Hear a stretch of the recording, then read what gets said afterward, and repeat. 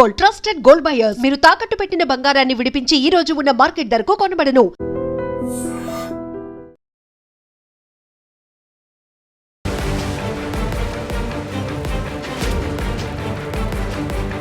నమస్కారం, welcome to iDream media. నేను మీ సంగీత. భార్య వాట్సాప్లో పెట్టిన మెసేజ్ వల్ల భర్త ఆత్మహత్య చేసుకొని చనిపోవడం జరిగింది. భార్య పెట్టిన మెసేజ్ ఏంటంటే, నువ్వొక పిరికివాడివి, మోసగాడివి, నేను నిన్ను చాలా ద్వేషిస్తున్నాను, నాకు నువ్వు జీవితంలో వద్దు అన్న మెసేజ్ చూసిన వెంటనే అతను తట్టుకోలేక వెంటనే ఒక పాయిజన్ తాగేసి అతను ప్రాణాలు విడవడం అనేది జరిగింది. ఎందుకు జరిగింది అసలు అనేది పూర్తి వివరాల్లోకి వెళితే, ఇది ఉత్తరప్రదేశ్లో జరిగిన సంఘటన. వారిద్దరూ కూడా లవ్ చేసి పెళ్లి చేసుకోవడం జరిగింది. ఈ అబ్బాయి పేరు వచ్చేసి విక్రమ్ కేవాత్. ఇతనికి 25 సంవత్సరాలు, అమ్మాయి వచ్చేసి 21 ఇయర్స్ రియా. వీరిద్దరూ కూడా పెద్దలను ఎదిరించేసి వాళ్ళిద్దరు లవ్ చేసుకొని మరి పెళ్లి చేసుకున్నారు. పెళ్లి చేసుకున్న తర్వాత కొన్ని రోజుల వరకు బాగానే ఉన్నారు. పెళ్ళైన ఒక 4 నెలల్లోనే వాళ్ళిద్దరికి కూడా ఫుల్ గొడవలు రావడంతో వెంటనే ఆ అమ్మాయి రియా ఏం చేసిందంటే, 4 నెలల క్రితమే ఇంటికి వచ్చేసింది, పుట్టింటికి వచ్చేసిన తర్వాత నుంచి అతను ఎప్పుడు ఫోన్ చేసినా సరిగ్గా సమాధానం చెప్పకపోవడము, అదేవిధంగా అతని నెంబర్లు బ్లాక్ చేయడము, ఇలాంటివన్నీ చేస్తూ రావడంతో అతను చాలాసార్లు పలుమార్లు కూడా భార్యతో మాట్లాడడానికి ప్రయత్నం చేసినా సరే ఆవిడ పట్టించుకోకుండా బ్లాక్ చేసింది. ఇక తను మనస్తాపానికి గురైపోయి, నేను ఇంత ఇష్టపడి పెళ్లి చేసుకున్న అమ్మాయి నన్ను ఇంత ద్వేషిస్తుంది అని చెప్పేసి అనుకునే లోపు ఆవిడ వాట్సాప్ అనేది అన్బ్లాక్ చేసి ఒక మెసేజ్ పెట్టేసి మళ్ళీ బ్లాక్ చేయడం అనేది జరిగింది. దానిని తట్టుకోలేక ఇమీడియట్గా ఆ భర్త చనిపోయాడు. అయితే ఇలాంటి కేసులలో మనం చూస్తే లీగల్గా చాలా రకాల వెసులుబాట్స్ ఉన్నాయి. కాకపోతే ఇవి ఎవరు కూడా గ్రహించరు. ఎంతసేపు బ్రతికి వేస్ట్, అసలు నేను బ్రతికి ఉంటే వాళ్ళకి నా విలువ తెలియట్లేదు, నేను చనిపోతే విలువ తెలుస్తుంది అని చెప్పేసి చాలామంది ఒక తప్పుడు ఆలోచనతో ప్రాణాలు అనేవి తీసుకుంటూ ఉంటారు. కానీ ఇలాంటి సందర్భంలో ఉండే రైట్స్ ఏంటంటే, ఎప్పుడైతే ఒక భార్య కానివ్వండి, భర్త కానివ్వండి, ఇరువులో ఎవరైనా పర్వాలేదు, వారు గనక వారి యొక్క వాట్సాప్ నెంబర్ బ్లాక్ చేయడము, అదేవిధంగా కాల్స్ లిఫ్ట్ చేయకుండా కట్ చేయడము, ఇలాంటివి చేస్తే అది మానసికంగా వారిని ఇబ్బంది పెడుతున్నట్టే. కాబట్టి మెంటల్ హరాస్మెంట్ కిందికి రావడం అనేది జరుగుతుంది. ఇకపోతే దానిని కోర్టులో ప్రొడ్యూస్ చేయడానికి ఉంటుంది. ఎప్పుడైతే బ్లాక్ చేస్తారో, ఎప్పుడైతే మిమ్మల్ని కొన్ని మాటలు అంటారో, అవన్నీ కూడా స్క్రీన్ షాట్స్ తీసుకొని విత్ నెంబర్ కనిపించేలాగా, కొంతమంది ఏం చేస్తారంటే, ఇప్పుడు వైఫ్ని పేరు ఏదో ఒక నిక్ నేమ్ తోటి సేవ్ చేసుకుంటారు కదా, అట్లా పేరు సేవ్ చేసుకోవద్దు, నెంబర్ కనిపించాలి. ఆ నెంబర్ ఎవరు యూజ్ చేస్తున్నారో అనేది తెలుస్తుంది. కాబట్టి ఎప్పుడైనా సరే నెంబర్ అనేది సేవ్ చేసుకుంటా నార్మల్ నెంబర్ తోటి ఆ మెసేజెస్ అన్నీ ఉండేలాగా స్క్రీన్ షాట్స్ తీసి పెట్టుకోవాలి. పెట్టుకున్న తర్వాత మీ యొక్క కన్వర్జేషన్ ఏం జరిగింది అనేది కూడా మీరు స్టోర్ చేసుకోవాలి. చేసుకున్న తర్వాత ఇవన్నీ కూడా ఏవైతే ఉంటాయో అవి తీసుకెళ్ళేసి, నా భార్య నాతో మాట్లాడడం లేదు, నా భార్య నన్ను ఎందుకో ద్వేషిస్తుంది, నాతో కలిసి ఉండలేకపోతుంది, ఎందుకో నాకు పూర్తిగా వివరాలు చెప్పకుండా నన్ను ఒక పిరికివాణ్ణి లేదంటే చాతగాని వాణ్ణి లాగా క్రియేట్ చేస్తుంది, నాకు కరెక్ట్ సమాధానం కావాలి, నాతో ఉండకపోవడానికి కారణాలు ఏంటి అని చెప్పేసి కనుక మీరు కోర్టులో మీరు ఒక పిటిషన్ దాఖలు చేసి మీరు కనుక అడిగినట్లయితే దానికి ఖచ్చితంగా ఆమె సమాధానం చెప్పాల్సి ఉంటుంది. అది నోటీస్ రూపేనా, ఆవిడ వచ్చేసి కోర్టుకే వచ్చి చెప్పాలి, లేదంటే మీరు కోర్టులోనే అడగాలి అనేది కాదు. మీరు ఒక నోటీస్ సర్వ్ చేస్తారు కదా, దాంట్లోనే చాలా క్లియర్గా స్పష్టంగా ఉంటుంది. వితిన్ 13 or 45 డేస్లో కంపల్సరీగా ఆ అమ్మాయి ఆ ఒక నోటీస్కి ఇన్ఫర్మేషన్ ఇవ్వాల్సి ఉంటుంది. ఖచ్చితంగా రిప్లై ఇవ్వాలి. ఇవ్వని పక్షంలో అప్పుడు ఖచ్చితంగా ఏం చేయాలనేది కోర్టు డిసైడ్ చేస్తుంది. మీరు ఏ స్టెప్ తీసుకోవాలనేది కూడా డిపెండ్ అయి ఉంటుంది. అది డివోర్సా లేకపోతే మళ్ళీ కూర్చొని ఫ్యామిలీ కౌన్సిలింగా, ఇదంతా కూడా. ఎప్పుడైతే ఇలాంటి ప్రాబ్లం ఫేస్ చేస్తూ ఉంటారో చాలా మందికి ఉంటుంది ఇది.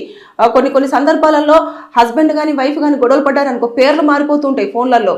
అప్పటిదాకా మై లైఫ్ లేదంటే మై హార్ట్, మై ఇలా ఉన్న పేర్లు ఇంకా అసలు వెరైటీగా పెట్టేసుకుంటారు. చాలా వరకు అదే చెప్తూ ఉంటారు, రకరకాల పేర్లతో మెన్షన్ చేశారు. యాంగ్రీ బర్డ్ అని, లేదు అనుకుంటే ఇంకొకటి వేస్ట్ ఫెలో అని చెప్పేసి, లేదంటే ఇలాంటివి చాలా రకాలుగా పెట్టుకుంటూ ఉంటారు అన్నట్టు. అవి నన్ను కూడా స్క్రీన్ షాట్ తీసుకొని మాకు చూపిస్తూ ఉంటారు. అలాంటి సందర్భాలలో ఏం చేయాలంటే, మీరు పోలీస్ స్టేషన్కి వెళ్ళేసి, ఇలా నా వైఫ్ నా మాట వినట్లేదు, ఇంటికే వెళ్ళిపోయింది, పుట్టింటికి రావట్లేదు, ఒక్కసారి వచ్చి మాట్లాడేలాగా మీరు చెయ్యండి, లేదంటే కౌన్సిలింగ్ కావాలి మాకు అని చెప్పేసి మీరు వెళ్ళినట్లయితే ఖచ్చితంగా పోలీసు వారు పిలిచి ఇద్దరికి కూడా కౌన్సిలింగ్ అనేది ఏర్పాటు చేస్తారు. ఇలా ఎందుకమ్మా ఇలా చేస్తున్నావు, మంచి ఫ్యామిలీ ఉండండి, కలిసి ఉండండి, లవ్ చేశారు, పెళ్లి చేసుకున్నారు, మీరు ఇద్దరు మేజర్స్, హ్యాపీగా కలిసి లీడ్ చేయండి, కష్టము బాధలు అవన్నీ ఉంటాయి కదా, అవన్నీ ఒప్పుకొని కదా మీరు పెళ్లి చేసుకున్నారనే యాంగిల్లో వారు చాలా వరకు వారికి ఒక కౌన్సిలింగ్ సెక్షన్ అనేది పెడతారు. పెట్టిన తర్వాత దాంట్లో ఒప్పుకుంటే ఓకే, ఒప్పుకోలేదనుకో ఆ ఫైల్ని ఇమీడియట్గా కోర్టులో మీరు తేల్చుకోండి అని చెప్పేసి కోర్టుకు ఫార్వర్డ్ చేయడం జరుగుతుంది. అయితే ఇవన్నీ కాకుండా వాళ్ళు ఏం చేస్తున్నారంటే తట్టుకోలేకపోతున్నారు. అరే ఇన్ని రోజుల వరకు నన్ను ఇంత లవ్ చేసిన పర్సన్, ఇన్ని రోజుల వరకు నా మెసేజ్ కానీ కాల్స్ కానీ అవాయిడ్ చేయని పర్సన్ ఒకేసారి ఎందుకు అవాయిడ్ చేస్తుంది, ఎందుకు వద్దంటుంది, ఎందుకు ఇలా చేస్తుంది అని చెప్పేసి చాలామంది ఆలోచన చేస్తూ ఉంటారు. కాకపోతే చాలామందికి తెలియని విషయం ఏంటంటే అప్పుడంటే ఇద్దరు సపరేట్ వేరే వేరే జానర్స్లో ఉంటారు, వేరే వేరే ఫ్యామిలీస్లలో ఉంటారు. కానీ ఎప్పుడైతే ఇద్దరు టుగెదర్గా మ్యారేజ్ చేసుకొని వస్తారో అప్పుడు నా స్వంతం, నా రైట్ అన్నట్టుగా ఫీల్ అయ్యే వాళ్ళు ఎక్కువ మంది ఉంటారు.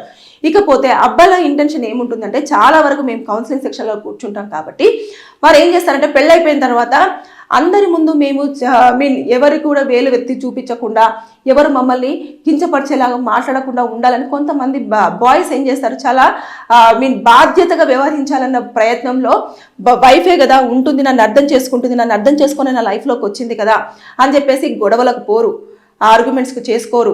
తర్వాత నెక్స్ట్ ఏదైనా బయట ఎంత ఇబ్బంది పడ్డా సరే దానికి అడ్జస్ట్ అవుతూ వాళ్ళు ఏదో ఒక రకంగా మనకు ఒక మంచి స్థాయిలోకి రావాలి, ఒక ఇల్లు తీసుకోవాలి, అందరి ముందు మనము అరే ఈ అమ్మాయిని పెళ్లి చేసుకున్నా సరే వాడు నిలదొక్కున్నాడు, మంచిగా లైఫ్లో సెటిల్ అయిపోయాడు అన్న పేరు తెచ్చుకోవాలన్న కారణంగా ఇలాంటివి జరుగుతాయి. కానీ దీనిని అంతలోపు అంటే ఎప్పుడైనా సరే before marriage after marriage variations చాలా డిఫరెంట్గా ఉంటాయి. అది చాలామంది ఆ లైన్ మర్చిపోతూ ఉంటారు. లవర్స్గా ఉన్నప్పుడు టైం ఎక్కువ ఇస్తారు, అదేవిధంగా కన్సర్న్ ఎక్కువగా ఉంటుంది, అదేవిధంగా మీరు ఎంత కోప్పడినా సరే పడతారు, అదేవిధంగా ఇంకా చాలా రకాలుగా ఉంటుంది. మిమ్మల్ని ఎక్కువగా చాలా లవ్ చేస్తారు అన్నట్టు. ఎందుకంటే ఎక్కడ మిస్ అయిపోతారో అని చెప్పేసి అన్న బాధ వాళ్ళలో ఉంటుంది. కాబట్టి మిస్ అయిపోవద్దు, నా పిల్ల నాకే ఉండాలి, నా పిల్లోడు నాకే ఉండాలి అన్న ఇంటెన్షన్లో ఉంటారు. కాబట్టి వారు టైం ఇచ్చుకుంటారు, ఒకరికొకరు ఒక్కొక్కరికి లవ్ చేసుకుంటారు, ఒకరొకరు ఏదైనా మాట అన్నా కూడా లైట్ తీసుకునే మనస్తత్వం కలిగి ఉంటారు. ఎప్పుడైతే మ్యారేజ్ అయిపోతుందో అప్పుడు ఇది రివర్స్లో ఉంటుంది, అర్థం చేసుకోవడం ఉండదు. పెళ్ళికి ముందు నువ్వు అలా ఉన్నావు కదా, పెళ్లి తర్వాత ఎందుకు ఇలా ఉన్నావు, పెళ్ళికి ముందు నన్ను అలా మాట్లాడావు కదా, ఇప్పుడు ఎందుకు ఇలా మాట్లాడుతున్నావు. ఈ యొక్క చిన్న లైన్స్ వల్ల కొత్తగా మ్యారేజ్ అయినప్పుడు కంపల్సరిగా అడ్జస్ట్ అవ్వడానికి 1 year టైం పడుతుంది, మ్యాక్సిమం టు మ్యాక్సిమం కంపల్సరిగా. ఆ 1 year లోపల మీరు పెళ్ళికి ముందు చూసిన వ్యక్తి వేరే ఉంటారు, పెళ్లి తర్వాత చూసిన వ్యక్తి వేరే ఉంటారు కంపల్సరిగా. ఎందుకంటే మీరు అబ్జర్వ్ చేస్తూ ఉండండి, వారు అప్పుడు మిమ్మల్ని ఒక్క మాట అనకపోవచ్చు, కానీ చికాకు పడినారనుకో అప్పుడు మీరు 24 hours పక్కనే ఉండరు. ఎవరి పనులలో వాళ్ళు ఉంటారు, ఎవరి ఇళ్లలో వాళ్ళు ఉంటారు. టైం ఇచ్చినప్పుడు మాత్రమే వస్తారు. ఆ 1 గంట 2 గంటలు లేదంటే ఆ ఒక్క రోజు మాత్రమే మీరు వాళ్ళతో టైం స్పెండ్ చేస్తారు, తర్వాత వెళ్ళిపోయి ఎవరి ఇళ్లలో వాళ్ళు ఉంటారు. కాబట్టి అంత పూర్తి స్థాయిలో తెలియదు. కానీ ఎప్పుడైతే ఒక పర్సన్తో 24 గంటల పాటు ట్రావెల్ చేస్తూ అలా కొన్ని నెలలు గడిచింది అంటే ఖచ్చితంగా వారిలో నచ్చేటివి ఉంటాయి, నచ్చనివి ఉంటాయి. వాటిని అన్నీ అడ్జస్ట్ అవుతూ వెళ్తేనే మా మ్యారేజ్ లైఫ్ అనేది చాలా హ్యాపీగా, చాలా బ్యూటిఫుల్గా ఉంటుంది.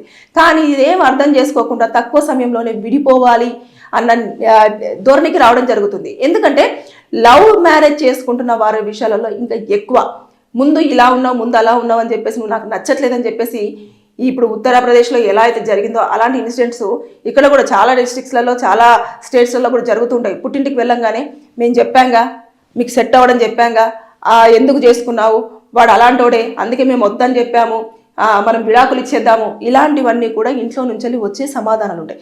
దానివల్ల వారు ఆల్రెడీ నెగిటివ్ ఫీలింగ్ తోటే అక్కడి నుంచి వెళ్ళిపోతారు. దానిని ఇంకా నెగిటివ్గా పెంచే విధంగానే కుటుంబ సభ్యులు మాట్లాడుతుంటారు. ఎందుకు అనంటే ఆ పర్సన్ వీళ్ళకి నచ్చలేదు కాబట్టి, అదేవిధంగా ఆ పర్సన్ వీళ్ళ స్థాయికి సెట్ అవ్వలేదు, లేదంటే వీళ్ళ యొక్క వర్గానికి సంబంధించలేదు పర్సన్ అయి ఉండొచ్చు. ఇవన్నీ కూడా కారణాలుగా చూపించేస్తూ ఇంకా ఆ పర్సన్ని బ్యాడ్ చేస్తూ వారి యొక్క మనసులో వారిపైన ద్వేషాన్ని పెంచడంతో ఇగో ఇలాంటి సంఘటనలు చోటు చేసుకుంటున్నాయి. అంటే ఇన్ని రోజుల వరకు నా పర్సన్ ఇలా ఉన్న పర్సన్ ఒకేసారి ఇలా ఎందుకు చేంజ్ అయ్యింది అనేది వాళ్ళు యాక్సెప్ట్ చేయలేక, నేను ఇంకా రిజెక్షన్ని తట్టుకోలేకపోతున్నాను, నా భార్య నన్ను అర్థం చేసుకోలేదేమో అని చెప్పేసి ఆ పర్సన్ ఎవరైతే విక్రమ్ ఉన్నాడో చనిపోవడం జరిగింది. ఇప్పుడు ఏమయ్యింది, ఇప్పుడు ఎవరైతే ఈ అమ్మాయి ఉందో ఆ అమ్మాయి పెట్టిన మెసేజే చాలా ప్రధానంగా మారుతుంది.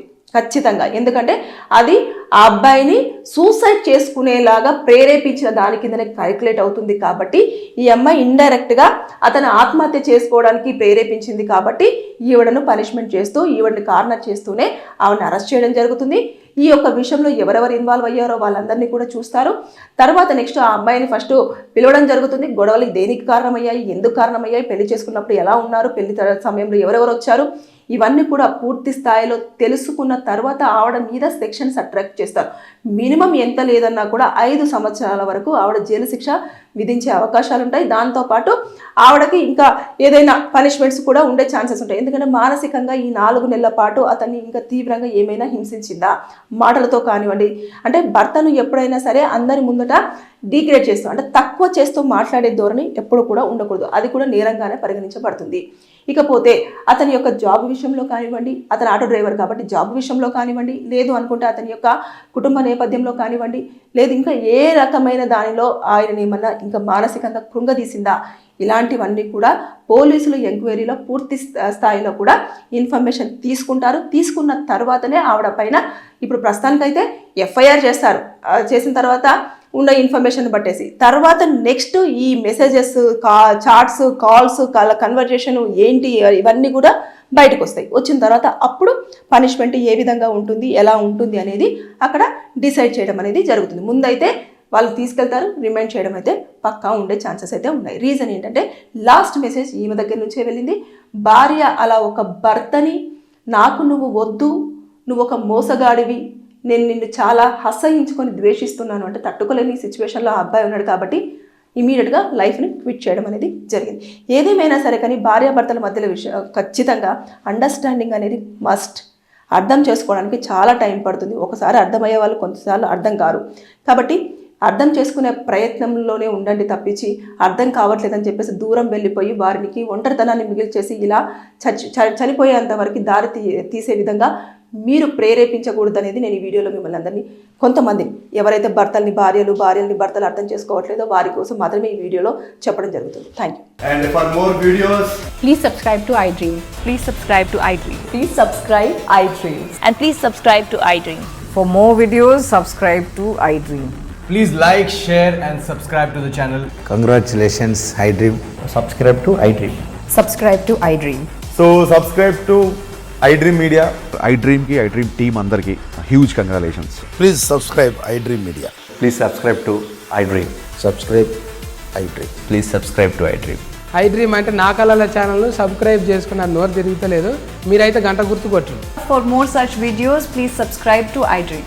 Subscribe to iDream. Please subscribe to iDream. Please subscribe iDream Media. Please do subscribe to iDream. Please subscribe to iDream Media. For best entertainment and information, please subscribe iDream. And don't forget to subscribe to iDream.